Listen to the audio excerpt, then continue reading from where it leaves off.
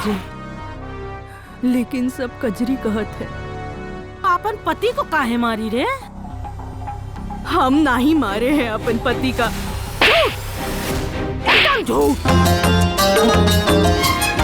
हम तो करहने जैसे प्यार सजना ओही के बनाएब हम तो करहने जैसे प्यार बलमुआ ओही के बनाएब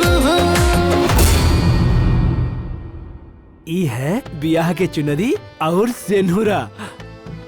हम अभी शादी वादी नहीं करेंगे।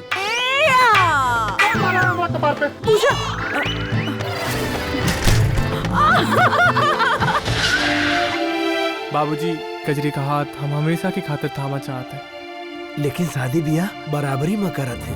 यह सुवन का बहुत मोल है बाबूजी। ये तो हमार आसरा और वो सार है। तुम जियो हजारों साल बाबूजी।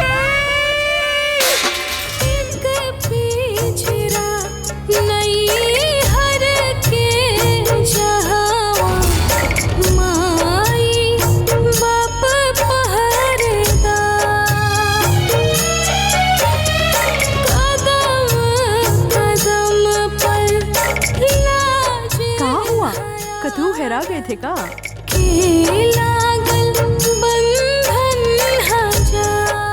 अरे आओ बहुरिया, आओ आओ, जाके दवाई लाइए। काल सवेरे अचानक आपकी का हुई गवारा? कोनो डरे जैसन बात नहीं है। आज हम बहुत खुश हैं। जब जब देखी सुंदर रूपवा सुंदरता भी शर्मा जाए। मधुशाला नीयन अखिया अक्सर हमके भर मा जाए।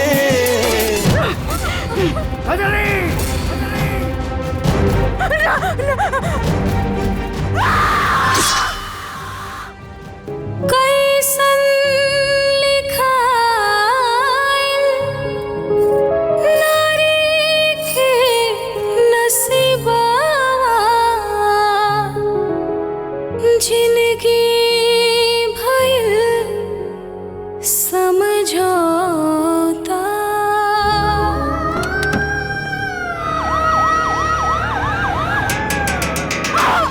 परंपरा का बेड़ी में खुद अपन हाथ गोड़ बांध के गुलामी का तिलक अपन माथे पर छाप लेते हैं।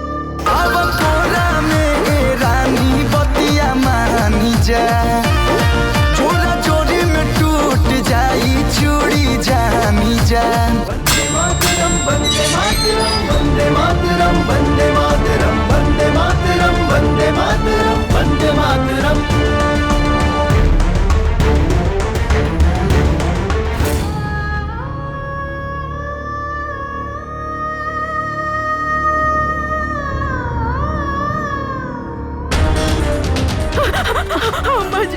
महिला का हाथ नहीं लगा सकते है तुम लोग।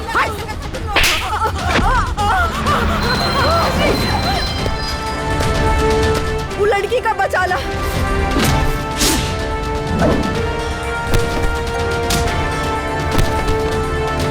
तो हर जैसन कानून के दुष्टन के कारण इस संविधान बौना और अपाहिज बन गवा है। आज बखत है अपन देश में छिपा गद्दारन और दीमक लोगन का सबक सिखावे का।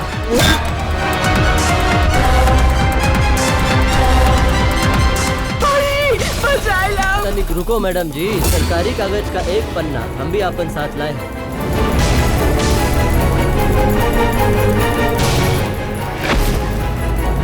हर जुल्म हर सितम के लेला तू हिसाब हो। शक्ति के देत परिचय अपने करो इंसाफ हो।